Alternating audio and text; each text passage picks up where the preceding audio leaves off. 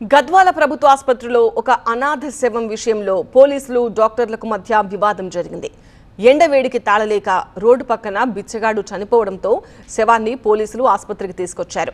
నిన్న రాత్రి 9 గంటల సమయంలో ఫ్రీజర్ పనిచేయడం లేదంటూ డెడ్ బాడీ తీసుకోవడానికి డాక్టర్లు ఆసుపత్రి సిబ్బంది నిరాకరించారు. ఫ్రీజర్ పనిచేయడం లేదని డాక్టర్లు అనాథ శవాన్ని మోర్చరీ బయటే ఉంచారు. ఫ్రీజర్ పనిచేయకుండా డెడ్ బాడీ ఎలా తీసుకోవాలని డాక్టర్లు అంటుంటే అనాథ శవాన్ని ఎలాగైనా సరే తీసుకోవాల్సిందే అంటూ పోలీసులు వాగ్వాదానికి దిగారు.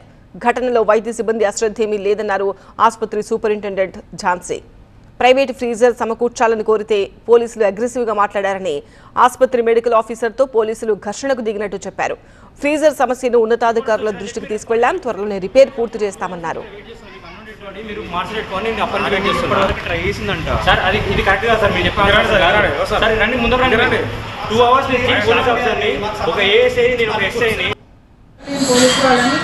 మనకు వీలైతే లోకల్గా ఒకటి ఫ్రీజర్ బాక్స్ అరేంజ్ అయ్యే మార్గం చూడండి.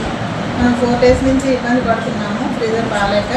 ఇప్పుడు మళ్ళీ ఇది అన్నోన్ బాడీ కదా, మనం 3 days ఉంచాల్సి వస్తుంది అని చెప్పి నేను సజెషన్ ఇవ్వడం జరిగింది.